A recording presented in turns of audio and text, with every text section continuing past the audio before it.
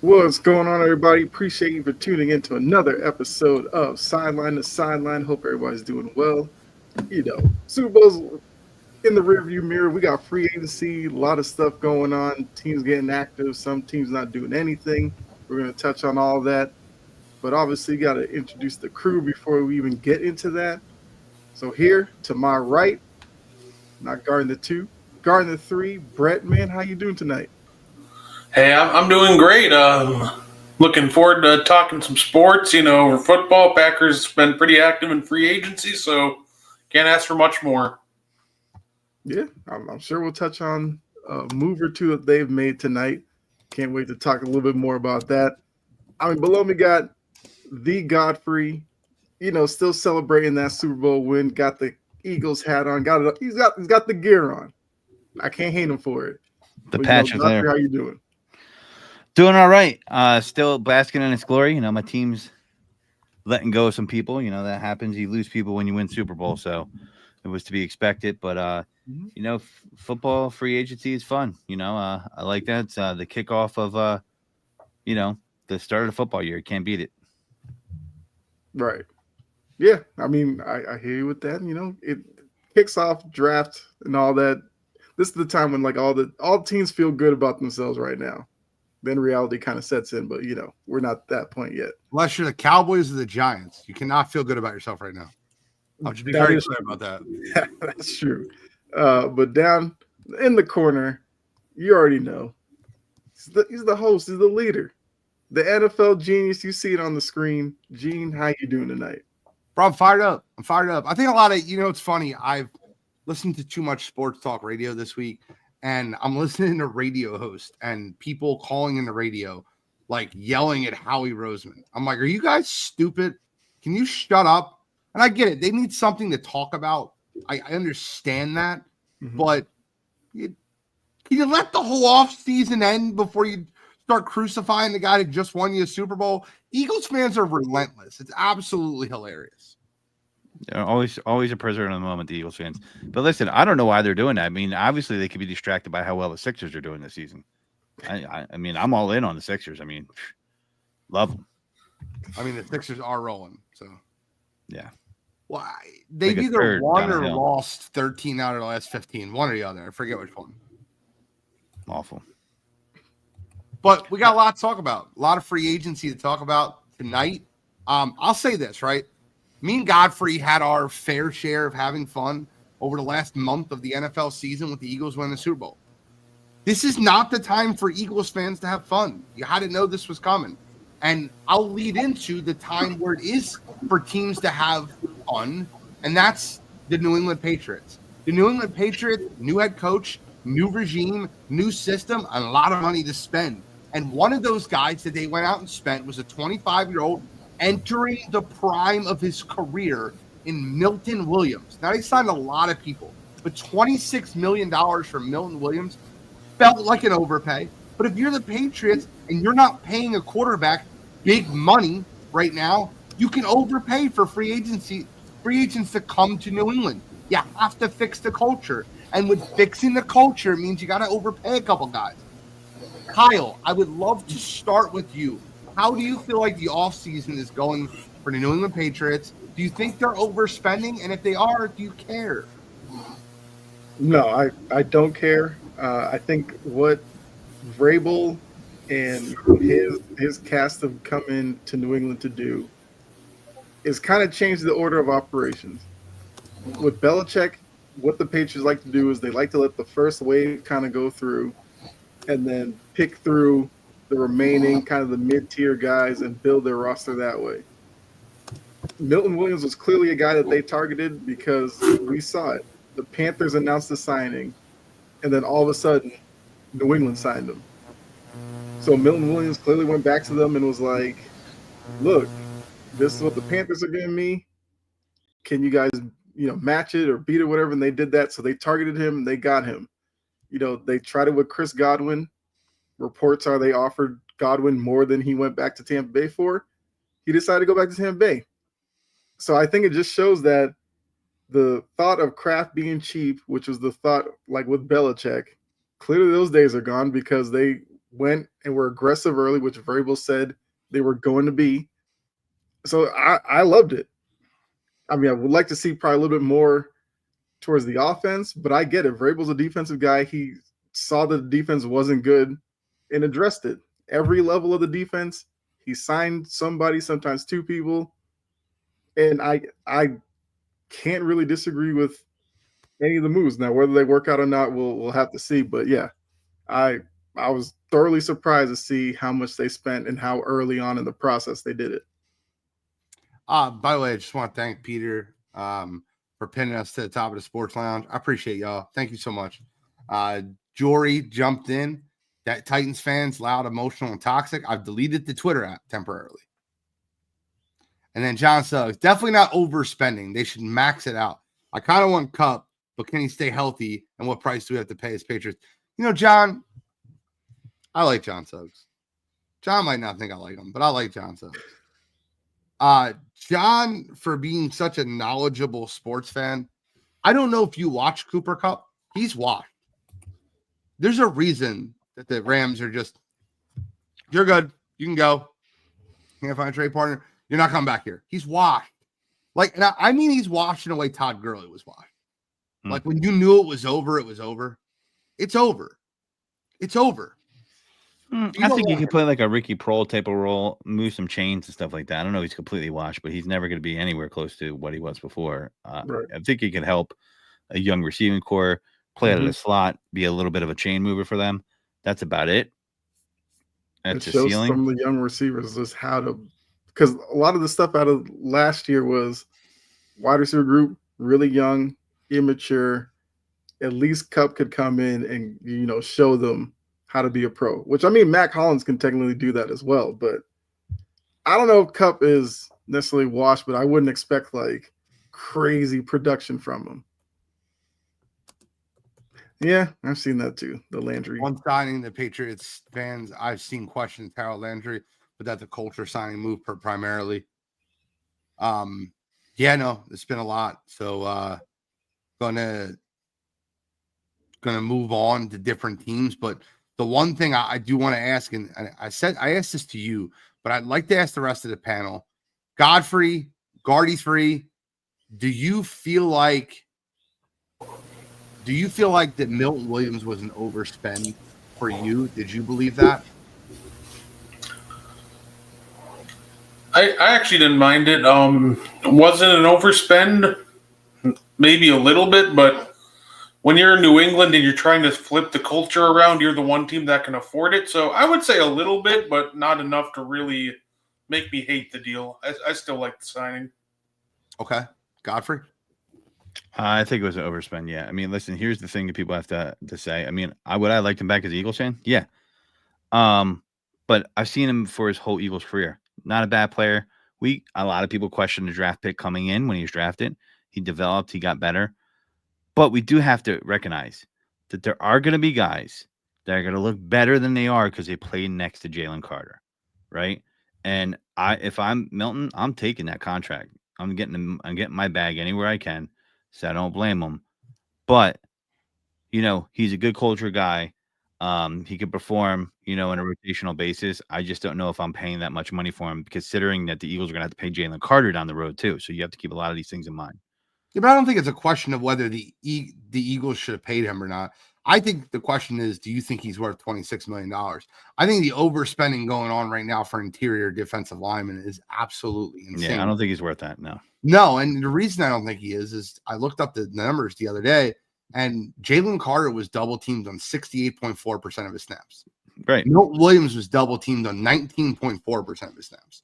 It's nothing against Milton, but he's not double teamed often because you have Jalen Carter there. You get paid $26 million. I guarantee you that number moves up. How he handles that, I don't know. But he's a 25-year-old walking into the prime of his career. I understand the move. And look, the one thing I like about what Mike Vrabel is doing is he's bringing in good culture guys that can change the organization. You have to build through the trenches. Milton Williams is not going to hurt you. I don't think he's going to be worth that contract, but it's okay. When you're not paying a quarterback, you can overspend for a couple of dollars. You can do that. Yeah. I mean, copycat league. Everybody's trying to be the Eagles. Build O-line, D-line, pressure up the middle, because no quarterback wants pressure right in their face. It's facts. A lot of quarterbacks on the move. I wanted to start with your Patriots because a lot of people said they've won the offseason so far. So I wanted to kind of give you the opportunity to talk about the Patriots and the moves they're making. I think a lot of teams are. So I'll tell you who I've completely changed pace on. Now, I'll obviously admit what I'm doing here. This is 100% me building into my own opinion. But do you remember when I said Aaron Glenn is taking a job that's just a terrible job and the Jets job is a bad job and no matter what he does, it's not going to work out for him? I changed my mind. I think that the Jets are the most equipped team that hired a new head coach this offseason. And maybe it's the Justin Fields move for me, but I was putting the pieces together. And here's what I'll say. Aaron Glenn's a defensive mind. Does he have defensive talent on the Jets?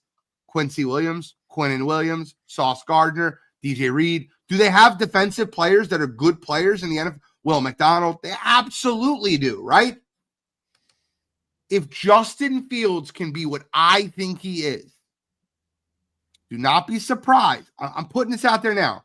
The New York Jets on draft night trade for Chris Olave and get the gang back together in New York. The Ohio State gang. Justin Fields, Garrett Wilson, Chris Olave. And you put those three together on that offense with Breece Hall and that offensive line you revamped last year. You got a good defense. The Jets, I think the Jets have had a great offseason. I think Justin Fields changes the way I think about the New York Jets moving forward. Am I wrong? Am I just that in love with Justin Fields? Am I blinded? Do you guys think Justin Fields isn't as good as I do? I want to hear it. I wouldn't say that Justin Fields isn't good. Like, I liked him coming out of, Ohio State. I thought he was a really good quarterback. I think the Bears situation being what it wasn't the best for him. I mean, for me, it's kind of like a wait and see, only because, he's not a rookie. He's not a second-year guy. He's been in the league for a little bit now, and I do want to see, has he kind of developed from the guy who tended to hold the ball a little bit too long?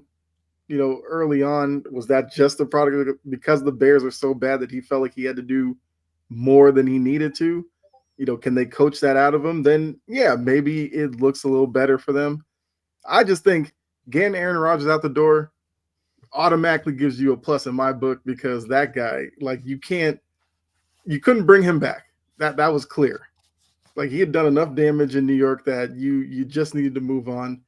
At least it looks like Fields is the guy. They wanted him, they got him, and maybe that gives him a little more confidence. I don't know if I'd say that they've had a great offseason. I know you said DJ Reed. He did leave and go to Detroit, but just seen that.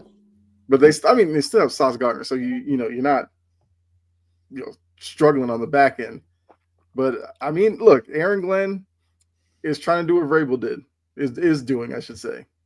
He's trying to turn around the notion that the Jets are, a joke, aren't serious about winning. Like, he's trying to bring what Campbell did to Detroit. Like, that's what he's trying to do, and I hope he succeeds for sure.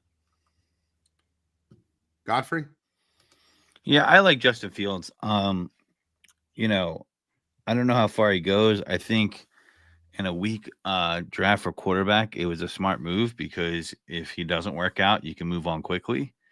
I think he has a potential to move on. I don't think the Steelers really gave him a fair shot last year, looking at the whole season as it went on. I think they should have let him continue to play, and it proved they made the playoffs, but they didn't really do much outside of a certain thing. Receivers got frustrated that shouldn't really be getting frustrated, because they're not number one receivers on that team. Steelers should have kept him, in my opinion.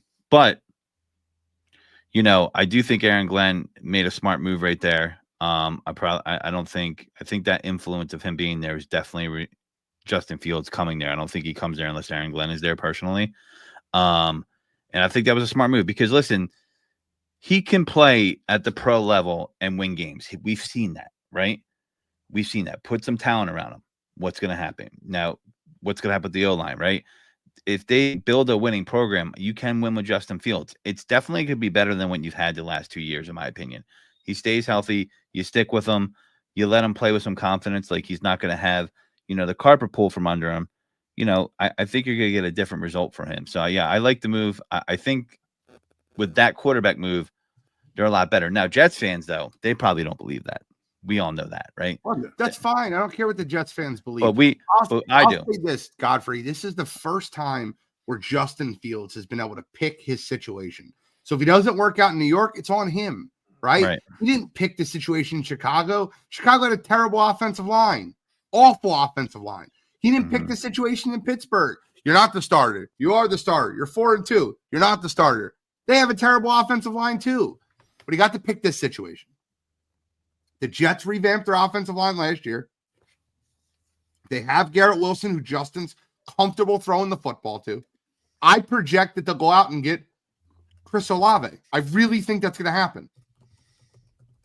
I'll judge Justin after a year here because I think this is his breakout year. And we've seen it with quarterbacks when they get to pick where they go. Remember Sam Darnold went over to San Francisco and people are like, what is he doing there? And learned under Kyle Shanahan and then started the whole year for Minnesota. And now he's got $100 million in Seattle. And that offensive coordinator that was in San Fran, Clint Kubiak, is now the OC. Actually, he was the passing game coordinator in San Fran. Now he's the OC over there in Seattle. And he's like, give me Sam Darnold. Got him $100 million. Look at Baker Mayfield. Got to pick a situation in Tampa. Successful. Geno Smith got to pick a situation in Seattle. Was successful. Now he's in Denver. I'm going to give you 4 quarterback situations. Las Vegas. Sorry. What did I say? Denver. Oh, God. Sorry. Las Vegas. I need my coffee. See, I don't have my coffee this week, guys. I've been rushing around, running around like a madman. I do want to say this, John. I'm going to comment on your stuff all night. I promise. I like the Cards pickup of Sweat. They get a B-. I'm going to stop you right there. Josh Sweat getting $20 million to have 10 or more sacks one time in his life. You're not going to like that pickup if you're a Cardinals fan. He's had 11 sacks, 9 sacks, 8 sacks. He got $20 million. It's $19 million a year. Absolutely overpay. And plus, the coach knows him. That's why he overpaid too, right? 100%. Bears revamped offensive line. They get an A+. I love what the Bears are doing. We agree here. I love what the Bears are doing. I think the Broncos picking up, and it's more than Hufanga on that defense. The Broncos have loaded that defense. And if Sean Payton and Bo Nix take the next step forward offensively, the Broncos are a team you got to watch out for. But this is something I found very funny on Twitter, whatever you want to call it. I've seen Falcons fans praising their general manager for, this is why we picked Michael Penix, because you never knew what was going to happen with Kirk Cousins. The same GM that signed Kirk Cousins. Mm-hmm. Guaranteed money. Might be one of the worst contracts in the history of football. And you're like, this is why we drafted Michael Penix. All you guys thought we were crazy. You signed Kirk Cousins to $180 million. You morons. I agree with John there. Brett, your thoughts on this free agent? And I'm going to get the quarterback spin in a minute. Justin Fields, free agency. What were your thoughts? There's Falcons fans? Yes. Oh. I think the Jets have done a good job as making Justin Fields as comfortable as possible. Not only, does he have familiar receivers? They just signed Josh Myers, who was a center at Ohio State. So I think that they've done a great job in making him as comfortable as possible. And I would love for a Justin Fields breakout. And I think it's possible. I think he could show that he's going to be I think he could show to be a top 10 quarterback this year, maybe in the back end of the top 10 for sure, closer to 10. But I think he could absolutely have a great breakout year. And I love his choice, and I like how they're trying to make him as comfortable as possible. I'm fired up for Justin Fields. I've been a Justin Fields support. Guys, there's guys. Everybody's got guys, right? Everybody's got guys that they support, that they die on that hill, the guys they overrate, the guys they underrate. They have these guys. One of my guys is Justin Fields. I think Justin Fields turns the corner. I would like you to do this, though. I'm going to give you 4 free agent quarterbacks. 4 of them. I'm lying. I'm probably going to give you 3 and then a guy that got traded. But I'm going to give you 4 4 quarterbacks that have changed homes, and I want you to rank them 1 through 4 and what situation you like the best. And Justin Fields is going to be my 1, and I'll just give them to you in my order. Justin Fields is my 1. Sam Darnold is my 2. I love what Seattle's doing. I don't care what anybody else thinks. I think Mike McDonald is doing a great job over there building the culture that he wants. Geno Smith is my 3. Pete Carroll's going to build that culture over there in Las Vegas. And my 4, I cannot believe there are people clamoring for Daniel Jones. I don't care if he starts in Indianapolis. He stinks.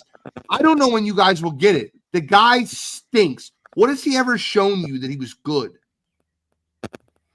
I mean, yeah, Rank those 4. Tell me my order's wrong. Give me your order one more time. Fields, Darnold, Geno Smith, Daniel Jones. Argue it. I want to be argued with. Yeah, I'm gonna go Fields. I'll go Geno, Daniel Jones, Darnold. Oh, I get Darnold 4. Oh, you got Darnold 4. Okay. Yeah. My thing with Darnold is this. We saw what happened when he got pressure. Seahawks gave up a lot of pressure last year. What's he gonna do if he's getting pressure?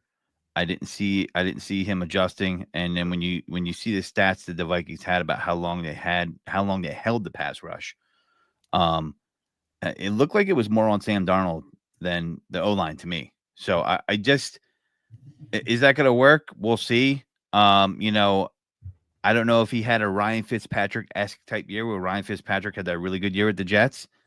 And I think I thought giving him $100 million was foolish. I'd have been like, prove it to me. And if not, I'm taking my chances somewhere else, to be honest. With Daniel Jones, I seen him have a good year, and I'm just betting on Shane Steichen being able to kind of reclamate some kind of success out of him and take the pressure off him with the running game over there. There is some talent there on the offensive side of the ball. So, I just think there's an outside shot for Daniel Jones, but I like it better because it's 1 year and I'm done with Sam Darnold. I got $100 million, three years. Maybe get after it a year or 2 if it doesn't work. Do we all forget that Jackson Smith and Jigba plays for Seattle? Yeah, people have been saying that. I'm like, he's there. Number 2 is Jake Bobo, though. Receiver last year. Jake he was Bobo. better than DK and Lockett last year. Am I wrong? Yeah, you can't. Yeah. Yeah. What about Jake Bobo, though? That's not. I think they'll address wide receiver in the draft, but they signed MVS too, but who? I don't even Valdez-Scantling. Marcus Valdez. He's got to have photos on someone. How is he still in the league? Oh, he had like the 2 big games against the Falcons last year, and I guess that got him paid. I don't know. MVS sucks. Yeah, you need a He's wide receiver. awful. Look, I don't know. Fred, how's MVS? Very fast, but has some of the worst hands you'll ever see. So it kind of negates John that. Ross. I don't know how he's John Ross with blackmail info. Look, you saw the replacements. They turned Clifford Franklin into a good wide receiver. They use Stickum. I know. MVS is bad. Yeah. We'll see. I do want to read a contract out to you guys real quick. Do you guys mind if I read a contract out to you guys? Yeah, Colts offensive line has been plucked. The interior has been. You could still. I mean, do they address it in the draft? I think you can get guards in the draft. I mean, that's one position where I think if you know what you're doing, you can. But it's the Colts, right? I still think the way they run their offense, if they were able to make Joe Flacco has some semblance of success, I got to think Daniel Jones has some semblance of success there. But, track record would say otherwise, except for that 1 year. I want to read a contract out to you. 3 years, $36 million. Anyone outside of Godfrey want to guess who that is? I know who that is. There's 2 of them, but there is. And I'll give you either answer. One was last year, one was this year. Anyone want to take a guess who that is? Oh, I know who it is. there were 236 million ones given out this year. Say, 3 I years, know 36 million. that was the Saquon contract last year. That exactly was the Saquon contract. And last it's the Darius Slayton contract this year. If you're a Giants fan, like if you're John Mora, like why are you? I walk in like you're fired. You gotta be kidding me. Give him 38 million. Give him 30. Give him 4 years. You can't make that the same contract. Like what are we doing? Are you serious? Is Darius Slayton worth like, 336 though? They gave Darius Slayton 3 for 36, Oh, yeah. but they wouldn't give Saquon Barkley 3 for 36. If they gave Saquon Barkley 3 for 36, Saquon Barkley would be playing for the Giants, and the Eagles probably wouldn't have a Super Bowl. Yep. Yeah. Like, are you serious? Josh Palmer got 336 too. 3 for 36. They gave him the same contract. That has got to be like they got to be trolling. I feel like you ever see what's this Impractical Jokers, and they're like, now do this. Like let's see how far we can go to get John Mara to fire us. Like, all right, now sign with the same exact contract. Darius Slayton, that's who we need. Like, what is going on? I I with love some it of these. as an Eagles fan. Yeah, Love it. I feel with some of these contracts. I'd love to see, like, if Slayton was out there, was he offered anything else, or did the Giants come with this and he just ran to sign it because he's like, I probably wouldn't get that anywhere else. Like, I just need to know, like, were the Giants bidding against themselves? Did they get some intel that somebody else is Didn't trying to Slayton sign try him? to hold out last year too? I believe there was a contract dispute. What are we doing? Yo, I don't know. Like, I'm serious, right? Can we do a start bench cut just really quickly? Start bench cut off season. Okay. And I just want you to take the full off season in effect. The Giants, which by the way, they've had a decent off season. You're probably gonna start them. The Cowboys and the Falcons. Who's off season? Because like even with the Giants having a good off season, they got Javon Holland in there. Like I like what the Giants have done so far. But when you signed Darius Slayton for 3 years, 36, a year after you let Saquon Barkley walk for 3 years, 36, I don't know, dude. That's like an epic troll job. What are we doing? Start bench cut, off season edition. Giants fans are over the Giants. Like that's how they're like Yankees or Mets, whatever. They're not even excited about football season. That's my read on all the Giants fans, and they're like, oh my god, they should have fired. They should have cleared house. I don't care. You know, I don't whatever. know how they didn't. Like, what are they expecting to do this year? Like, now they're bringing in Russell Wilson to, like, talk to them. Like, Russell Wilson's like, I want to be in Pittsburgh. Pittsburgh's like, we're gonna just see what Aaron Rodgers can do over here. It's the owner. You heard what he said about Daniel Jones. They're like, listen, we haven't supported him and given him any talent around him. He made an excuse for him. They signed him. You know, and then they're cut. I mean, the owner, you know, but he doesn't insert his will when it comes to Saquon Barkley. Thank you, Nara. Thank you. Guardy 3. I need you to help me here. Who's off season would you start bench cut? Well, yeah, I'm definitely starting the Giants. Okay. And just to read it out to you, just to give you, they did decent. I like what they did so far this offseason. They signed Paulson Adebo. I love that signing. They got Javon Holland. I love that signing. They got Chauncey Golston. I don't mind that signing at all. There's a little depth behind Kevon Thibodeau. I like what they've done. Let's be clear. But wide receiver, Malik Neighbors. And then after that, you go Darius Slayton, Wan'Dale Robinson. I don't know, dude. Is Darius Slayton playing quarterback? No, they're starting quarterback right now. The only quarterback on their roster is Tommy DeVito. Yep. Tommy Cutlets, baby. Mm-hmm. I mean, they're going to get a quarterback. They have the third pick. They're going to be able. I just want them to have to use the third pick on a quarterback, or I want it to be Russell Wilson so bad. Oh my I want god! Danger Ruff to come in there. Like I just. But can't wait. are they sure one's going to be there at 3 though? The New York media is going to freaking kill Russell Wilson and his cheesy comments. Mm-hmm. You feeling dangerous, New York?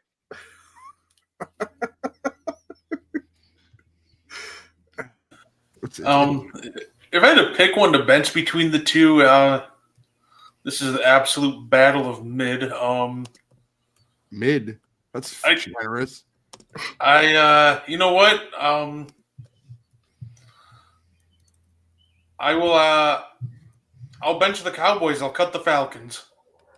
Okay. I would do the exact same. I don't know if I could do that. Did the Cowboys get worse this offseason?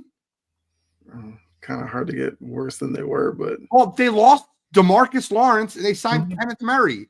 They got Kenneth Murray, Javonte Williams, and a long snapper. What am I missing?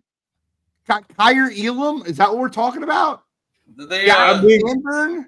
Compared to the Falcons, what are the Falcons done? Tackle. What's his name? Osa? Who did they? Osa. Yeah, he stinks. It's an extension. The guy's already on the roster. They just re-signed him. That doesn't count. Mm-hmm.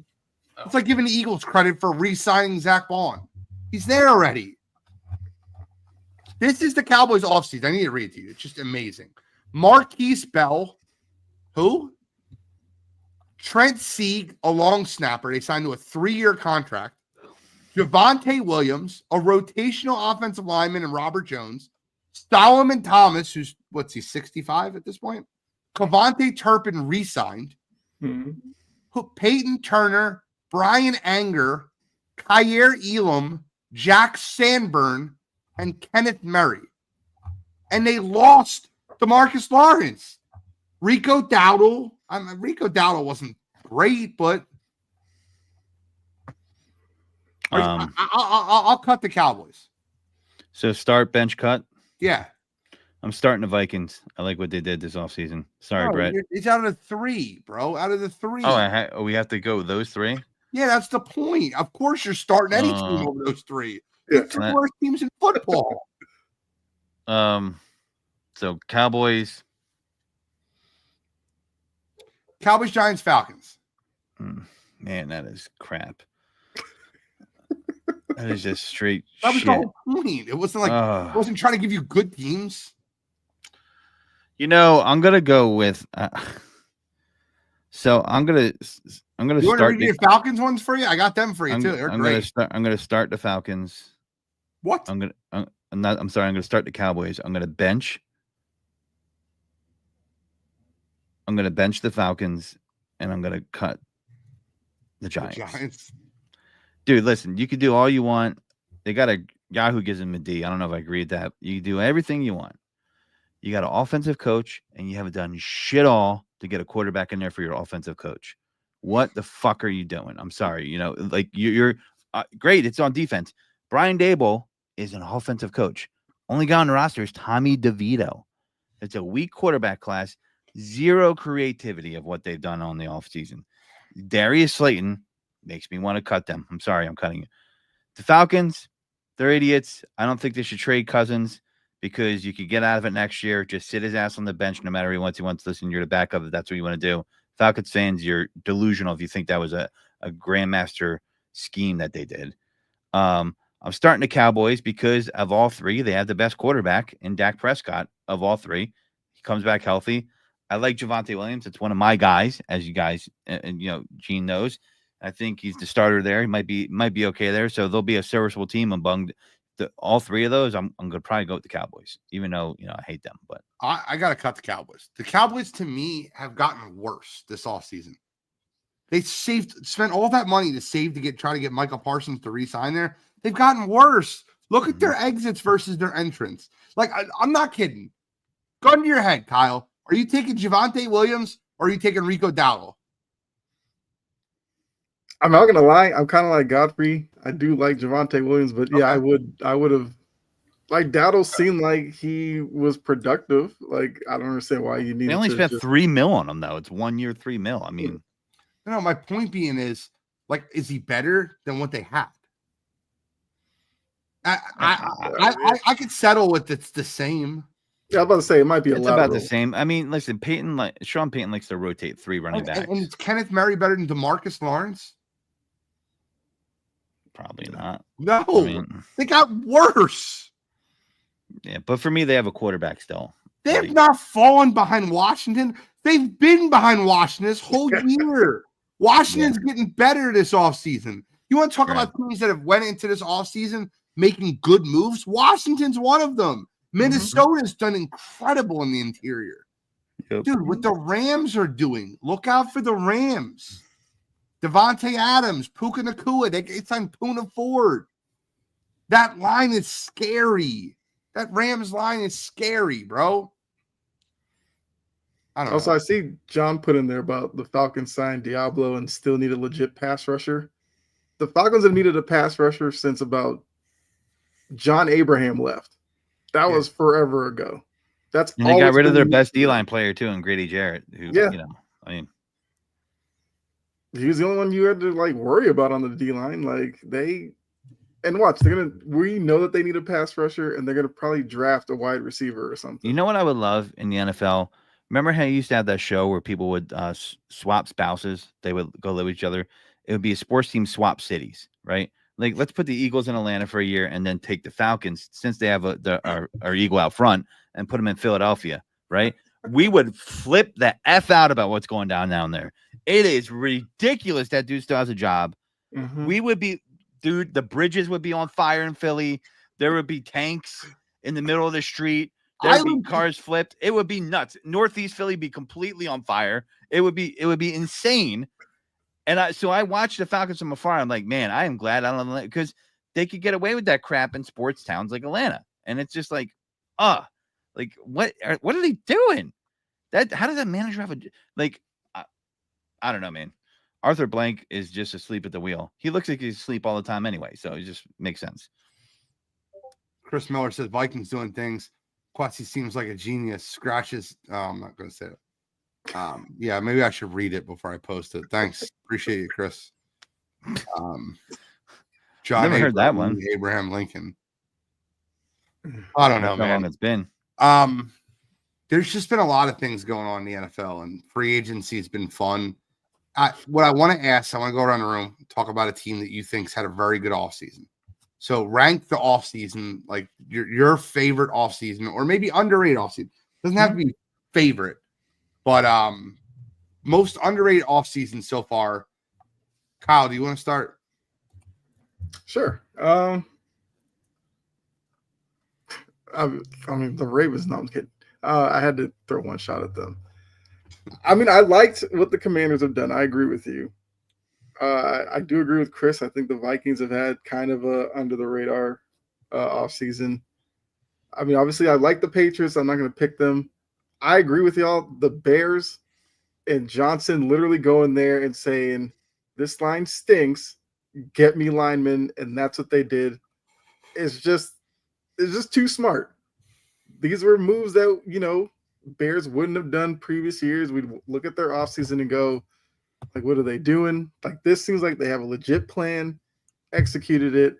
So I'm gonna throw the Bears out there, which I think most people do. But from watching from afar, I do like what the Bears are doing right now. Guardy 3, favorite offseason so far. Ironically, actually, I would have to agree with Kyle. I actually like the Bears offseason and what they're doing. I think they've been knocking out of the park. I do also think that the Rams upgrading from a clearly declining Cooper Kupp to Devontae Adams is also going to be massive. So I really love what they did with that move. But overall, I think the offseason winners so far for like the third year in a row are the Bears. I mean, Godfrey, you better say it, because if you don't, I will. What? Who had a good offseason? Yes. Well, I'll go with the underrated one first. I think is the Raiders with getting Geno Smith, because that allows them not to have to be desperate as far as taking a quarterback this year. I'm not a Geno fan, but I definitely think it's a definite upgrade of what they had before. So provide some stability at the position, and they can kind of build out from there. So I think that was an underrated move, and I think Pete Carroll was an underrated move too. Even though I didn't agree with the firings per se, he's a guy that's kind of good at getting players to respond. As far as bad, we're going good, bad, and underrated. Well, who do you think had the best offseason so far? Man, I was saying it earlier. I really like what the Vikings have done. Yes, thank you. Please say it. That Javon Hargrave, right? Bro, I'll read it out for you. Let me read it out for you. I'll help you. I'll read it out for you. I have the whole thing in front of me. Byron Murphy, Aaron Jones re-signed. Theo Jackson, Ryan Wright, okay, a safety punter, no biggie. Will Fries, Jonathan Allen, Isaiah Rogers, Javon Hargrave, re-signed Harrison Smith, Ryan Kelly, and Tavaria Thomas, D-back, that doesn't matter. That's a good offseason. Mm-hmm. Yeah. Not fancy. I mean, listen, they upgraded the D-line with Hargrave and Allen. Allen can stay healthy. He's going to have a monster season, I think. Yeah, the interior needed some help. Listen, you got McCarthy come back. Hopefully he works out for him. I like everything about their offseason. So there's a lot of bad offseason so far, but that is one of the better ones. There's a lot of bad offseason so far. I think the worst offseason so far is the San Francisco 49ers, and that's just nothing against them. They've just lost everyone. Mm-hmm. Like, everyone. They're all gone. Yeah. From the Packers, man, the division's getting real tight real quick. Real quick. So Vikings made some great moves just to finish third place. We'll be all right. There it is. Packers signed Brandon McManus, Isaiah McDuffie, Aaron Banks, offensive lineman from San Francisco 49ers, Nate Hobbs, and then Josh Myers. Don't you think Aaron Banks got a little overpaid? 100% got overpaid.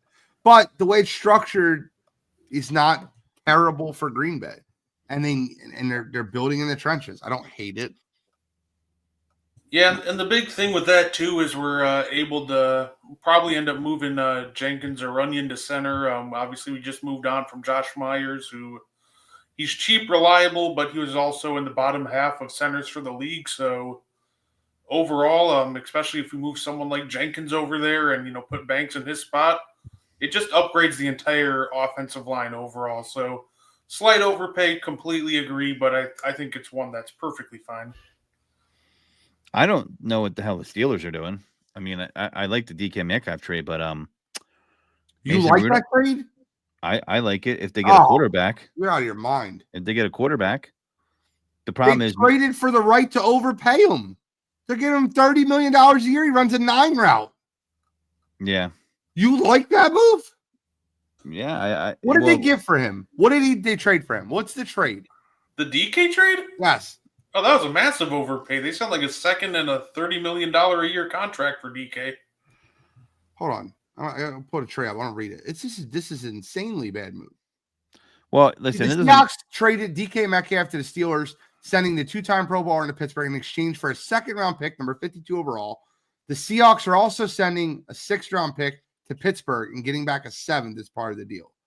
So it looks like it's just a second. Is that it? Yeah, I don't. So here's the thing. When they made that move, I thought they maybe would have Justin Fields. He wasn't gone yet. They weren't sure. So now, then I realized they're screwed. So what are they doing? Because they still have Arthur Smith as their offensive coordinator. What are they doing? I don't. Well, I can't wait to see Aaron Rodgers come in there and be like, "Who's this guy?" Fire him immediately. Well, the locker room's already rejecting him before they even signed him. I mean, over under 2.5 games before a Pittsburgh Steelers receiver gets into a fist fight on the field. Oh yeah, it's under. When's the first Ravens game? When's the first Ravens game? That's the game that's going to happen. Yeah, well, we're taking the under at 1.5. Oh God. George Pickens is going to be he's going to shut up because Debo's winning that fight. I'm not talking about them in a fist fight with each other. I'm talking about them fighting with another team. Oh, the off-season practices when they practice another team. That's when it happens. Oh my God, it won't even go. Yeah. You're right. You're right. Think of it this way, Godfrey. Think of it this way: you're going to be Mike Tomlin, right? He's going to get fired. Sorry, sucks. I love him. Another team's one team's fire is another team's gold. I won't say trash because he's not trash, but you're Mike Tomlin. And you're going to walk into the locker room. You're going to have Aaron Rodgers with his ayahuasca, DK Metcalf, and George Pickens on your offense. And you think that shit's going to work? Do you think they do something crazy and end up just starting Mason Rudolph for the season? They might. They signed him. It's insane. Tomlin's It's so beard is gonna insane. be all gray by like week 4. They got Kenneth Gainwell. I mean, who else did they? I'm being facetious. Who else did they get? Darius Slay, Kenneth Gainwell, Ryan McCollum, Donald Parham, fucking third string tight end, Malik Harrison, and DK Metcalf. Along with Mason Rudolph. We've seen how Arthur Smith operates. They signed DK to $30 million to use him as a decoy, so Calvin Austin can get like 100 targets in the first week. Accurate. I don't understand how Arthur Smith is like. I don't have faith in the Steelers organization after that. I've lost complete faith in what they do after hiring Arthur Smith as the OC. It just didn't make any sense, and I think it's unfortunate because again, the GM isn't Mike Tomlin, but he's going to have to take the hit for it. You got to be kidding me! I just looked this up. Xavier McKinney got an average annual salary of $16.75 million with the Green Bay Packers. 4 years, $67 million. Anyone want to guess what Javon Holland signed for with the New York Giants? 336. No, it's 3 for 45. He got an average salary of $15 million a year. So you let Xavier McKinney and Saquon Barkley walk out the door for Darius Slay and Javon Holland. You can't make this shit up. It's the same money. Xavier McKinney, how good was Xavier McKinney last year, Brett? Oh, he was fantastic. He was arguably the best signing of the offseason. He was in that conversation. For the Packers. It wasn't arguably the best signing of the offseason. That was Saquon Barkley. There's no conversation there. I wish Rodgers would come to the Vikings just for the theater of it. It would be amazing. I would, and then I would hope and I would pray, and I'm not even a big church guy, that the Vikings would be on Hard Knocks. But it would be the best. If we think about Rodgers' New York tenure now and watching Hard Knocks, and everybody was like, there's dudes coming up crying to him like, you're going to take us to the Super Bowl. I'm like, what is going on here? The coach is like the goats here. When you look at it now, 2 years out, he rides in with the Sopranos music in the background. It looks asinine. So bad. It's cringe. So cringeworthy. I thought that then now, but the way it turned out, I'm like, oh, man. If I have to be the guy to do it, I'll be the guy to do it. I didn't want to do it. I wanted someone else to do it. But if you guys aren't going to use them, I'll use them. The free agent of the offseason of the year, I don't even know if I could say it. The Washington Commanders. I'm going to read you their offseason. And you're going to be like, what just happened?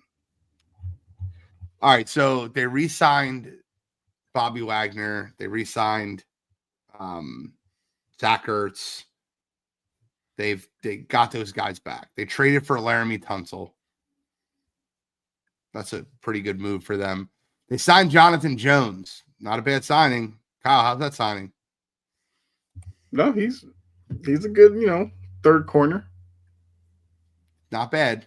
Yeah. They went out and Zane Gonzalez, Cressway, blah, blah, blah. Jeremy McNichols, who cares?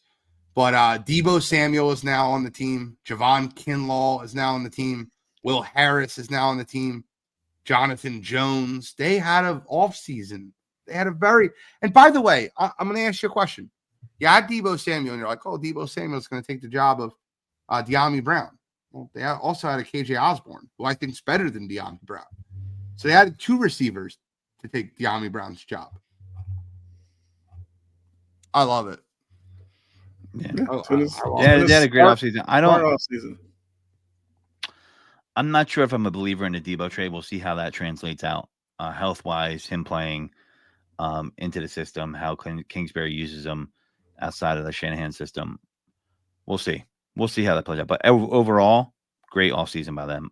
They made a lot of really good moves. I have two more topics. That's it. Two more. You guys want to go with the Philadelphia Eagles topic or the 49ers topic first? Which one? 49ers. if you're the San Francisco 49ers, you've basically cut all this salary cap. You've got a lot of players out of there. Arguably to re-sign Brock Purdy. Brock Purdy is definitely not playing this year without an extension. If Brock Purdy plays this year without an extension, he has to be the dumbest moron in the history of football. Do you know what Brock Purdy played for last year? $800,000. $925,000. The year they went to the Super Bowl, he played for $875,000. Daniel Jones made $45 million last year. If you're Brock Purdy, there's not a snowball's chance in hell you're playing this season without a new contract. Especially with the team getting downgrades in a lot of positions, you're going to look like dog shit. Everywhere. Trent Williams is older. I don't Jordan know. Love got paid. Trevor Lawrence got paid. Tua got paid. They all got 52, 53, 55 million. What do you think Brock Purdy's contract looks like? And if you're the 49ers, do you sign him?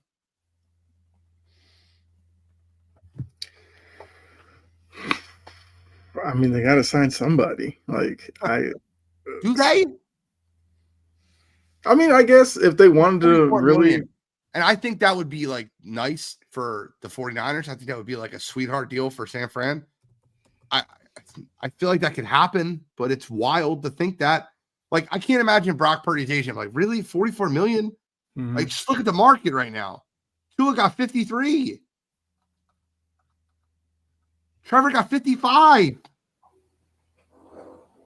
I'd say his asking price is starting out like 55, 56. So it's probably going to be something pretty wild, like 4 years, 200 $56 million a year, 57 for like 4 years with an out after 2. I just can't imagine like being in those negotiations, because like in one mind you're like, dude, you owe him money. You've been paying him $800,000 the last 2 years. It's time to pay him. But on the other hand, if you're the 49ers, you're like, we'll probably redo this with Quinn Ewers. Do the same thing we just did. Build up our team again. that's an option. If it was me, I'd make him show it to me again. If he sits out, he sits out. I'm in a rebuild year, and then if I'm not so sure next year, I franchise tag him. Oh, he's sitting out. There's no way he's playing on a $900,000 contract. Yeah. Game of chicken. I mean, his backup makes more than him. I mean, Mac Mac Jones more more than than every him. year. Yeah, Trey Lance makes more than him, and he got cut for him. yeah. Yeah, I mean, they're listen. These I've been saying this about the Niners for the last couple of years. They've been kicking a count down the road. They paid McCaffrey. As eventually the rooster is going to come to roost, and it is here now. So, their window's closed. They're definitely in a mini rebuild. It's the truth. So they're going to have to sign him, I guess, to kind of hitch their wagon to him. The question is, do they really believe in him, or do they believe in their system? And part of me thinks, because Shanahan's there, he believes in a system more than he believes in the quarterback. We'll see. And then the last topic of the night, Brett, do you have any comments on Brock Purdy? I just didn't want to. I know that you're having issues with the mic. No. I think that it's a very real opportunity, and if I'm the 49ers, I would definitely consider letting somebody else pay him. Like, he's been great for you, but I don't think he'll be looking so great all of a sudden at a $57 million a year price tag. Yep. Then Shanahan's ego will think he could win just as much with Mac Jones starting. Please let it happen. Last but not least, They almost traded up for him instead. They said Trey Lance instead. Mhm. Think about that. Chauncey Gardner-Johnson. I set to make $5 million this year. That's good, but he made $900,000 last year. And $5 million is not enough for him either. I wouldn't play for that. No chance. Chauncey Gardner-Johnson was traded from the Philadelphia Eagles to the Houston Texans. I would love to hear the thoughts on the trade. Godfrey, I want to go to you last. I don't know what your thoughts are on it as a whole. I haven't talked to you about it. I know what the Eagles are doing it for, but I think that there's a little bit more than just a cap thing. But he was traded for Kenyon Green, former first-round guard, drafted number, I think, 15 overall. The Eagles still have not re-signed Mekhi Becton. He could be the Becton replacement, or he could be a swing guard for them, which they love the depth piece at the offensive line. And they picked up a 5th-round draft pick. I'd love to hear your thoughts on this. I'll start with you, Kyle, Brett, Godfrey, and then we'll close it out. Yeah, look, if you CJ, GJ, it's always hard for me to say, but for the contributions that he's made, you get moved for a swing interior lineman. Yeah, there has to be a little more to it. And we know that there was like the whole thing with him and I guess Slay or whatever. So it just kind of seems like for the locker room, for whatever, moving on from him makes the most sense. And they got something of need. Like if Becton doesn't come back, you do have a guard. I've seen Belichick do it all the time. Get rid of a guy that fans go, why would you get rid of him? And then you kind of find out it was because there was other reasons than just football. And look, when you're the Eagles, you're coming off a Super Bowl, you have the cachet to make moves like that. When you're Howie Roseman, who is seen as a great roster builder, smart moves and everything like that. I don't know if Eagles fans are questioning him or anything like that, but like I wouldn't, because he's shown that he knows what he's doing. The same thing in Bill we trust. Every move Bill made, Bill trades Drew Bledsoe to the Bills, and Bill we trust worked out for them. Trades Lori Malloy like the days before week 1. Yep. Bill we trust. Like you build up enough, you make moves like this, you don't question it. But it does seem like it has to be something. Locker room leaders or something saying can't have this guy around anymore, or I don't know. Like it's definitely more than just on the field. I agree. Brett? That was my first thought too, because I was caught off guard, but there definitely has to be something more than just in terms of talent on the field. Green was pretty terrible last year for the Texans. Gardner Johnson, key piece to a Super Bowl. So I know that the Eagles are going to do work. I have no doubt that Green's going to look much better in Philly than he does in Houston, but it seems weird at first, but I need to learn more on why they actually traded him, because I don't think this was about the cap or play on the field. That there has to be something more. So yeah, it was weird to me, but I trust Howie. Godfrey? I don't think they like this Taylor Swift war with the Swifties. No, he listen. You joke about that. I think that's real. It could be part of it. Yeah. Also, I like him as a player, right? As a fan, I like the swagger he brings. Also, he's a hothead sometimes, and it could cost us. I think it partially cost us that Washington game that we lost when Jalen got hurt. But when I look at it, I think there's more to it. Yeah, I do get the contract reasons why you need money down the road, et cetera, et cetera. I get the football reasons, but I do agree with Gene. I think there's more to it because you have to look at his history through the league. He's worn out his welcome in every damn single team he's been on. The Lions might not be fair to say that about because he was injured most of the season. Definitely wore out his welcome in New Orleans. It seems so he did the first time. There was a kind of mistake there, but this time they're moving on. I thought it was a slam dunk to keep him this time. So there has to be something more to it than that. And I just don't think they're fine. I think Vic Fangio thinks he's replaceable too in his system. So, there's Sidney Brown, I think, has potential, but, there's no denying his impact on the field.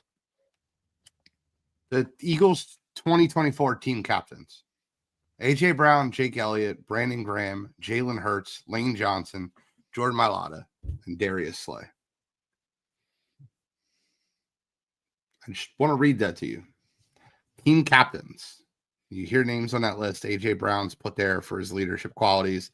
But other than A.J. Brown, you hear humble Jalen Hurts, Jake Elliott, Brandon Graham, one of the nicest guys on the planet, Lane Johnson, Mailata, just guys, lunch pail guys. Darius Slay is on that list.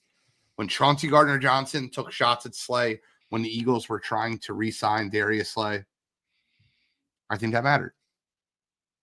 And if you don't think that Lane Johnson and Jordan Mailata still have a great relationship with Jason Kelsey, you're out of your mind. And I'll tell you right now, I really believe this. You can call me crazy, but the trash talk that Chauncey Gardner-Johnson said to Travis Kelsey about you should have stayed with that thick, John, and then Swifties can lick my – that's about to be Jason Kelsey's sister-in-law.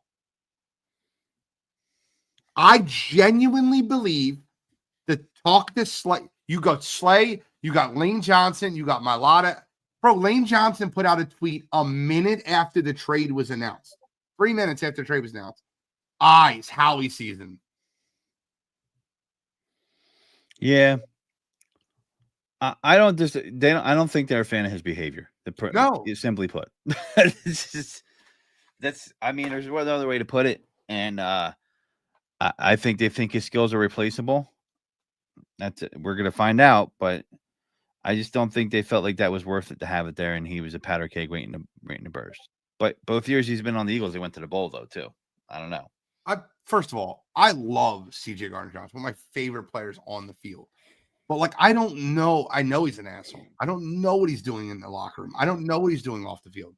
But I can read between the lines. Now, here's what I'll say about Kenyon Green. You said Kenyon Green had a terrible season, right, Brett? Yeah. You know who else had a terrible season the year before he came to Stoutland University? Mekhi Becton. I'm not saying that he starts this year. Kenyon Green starts for the Eagles this year. I still think the Eagles get Mekhi Becton back. I hope they do at least. But I think that Kenyon Green enters into Stoutland University and becomes the first-round draft pick in which he was when he was drafted. I want you to understand that there's not a better offensive line coach in football than Jeff Stoutland. I think Jeff Stoutland. All right, this is crazy. I think if this kind of stuff keeps up, he's going to make the Hall of Fame as a coach. I'm not joking. And he only wants to be an O-line coach. He does not want to. I mean, I could see this being. I could see Stoutland University being an NFL, special for an hour. Like, I'm serious. Like, it's the one good thing Chip Kelly ever brought us. That's true. Well, some say he was responsible for the cycle that started us off to go to 17 too. Even though they were shitty moves, but think of it this way: Jordan Mailata was a 7th-round draft pick that's out on the practice squad for basically 2 years. He was IR'd in practice squad. He's a borderline he's probably top 5 left tackle in football right now. Landon Dickerson, second round draft pick, had 2 ACL injuries. Probably top 5 left guard in football. Cam Jurgens, 2nd-team All-Pro, 2nd rounder. Mekhi Becton, he was written off. He was gone. Had the best year he's had in his career. I want to stay in Philadelphia no matter what. I'll take less. I'll take a discount. Stoutland University is a real thing, man. And I just skipped over Lane Johnson. Mm-hmm. But I trust in Howie. We will be back for the NFL draft in just a month and 2 weeks. We will be doing a full watch along. Anybody can join. I really want John Suggs to join us that night. I hope you're still listening, buddy. Join us. Come in, hang out. It's going to be a party. Derek Dempsey, come on in, hang out with us.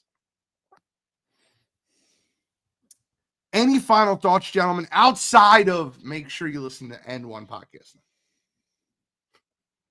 Because if you don't listen, if you like basketball and you're not listening to N1 podcast, you're out of your mind. Mm-hmm. I think the NFL draft is going to be wild. I think there's going to be a lot of moving back. Love you, Suggs. And I think it's just going to be just as you're going to see some blockbusters during the NFL draft. That's what I think. Yeah, no. Make sure to join us for the NFL draft. That'll be awesome. There's going to be a spot open. I'll be there. So it's going to be a great time. Looking forward to it. And as always, go Pat, go. It bothers me. I just realized, I knew you were going to draft, but I just realized right now you won't be there for our watch along. It just hit me. John Suggs, we have a seat for you. Kyle, any final thoughts? No, I mean, I agree with Godfrey. as free agency, the signings and stuff are kind of slowing down. Like now you're in the draft season, so you got all the workouts and everything's about to happen. I agree with Godfrey. Like the draft is going to be nuts, and it may literally just start with Tennessee's pick at 1. Like after that, it could be straight chaos depending on what they do. So I'll definitely be there for the draft watch along, and I'm excited for it. Da-na-na-na-na-na-na. Go, Pat, go. All right, so I have one final plea to anyone listening. March Madness is next week. I'm going to, every show I'm on, I'm going to ask you, support Wire to Wire, buy a bracket. You'll have the brackets up. Support Wire to Wire, buy a bracket, tell your friends, turn a bracket pool. We're going to get this thing up to $1,000 to the winner. It's $20 for a bracket. Get a bracket, weirdo. We'll post it up on all the pages. Thank you guys for tuning in to Sideline. I'm the NFL genius, Sheen Walzak. He's taking it deep with D. Godfrey. Chomping at the bit, the Prince of Production, Kyle Edwards. And tune in tonight to the N1 podcast to not watch him guard a 2. He's guarding the 3. It's Mr. Guardy 3. And we are signing out.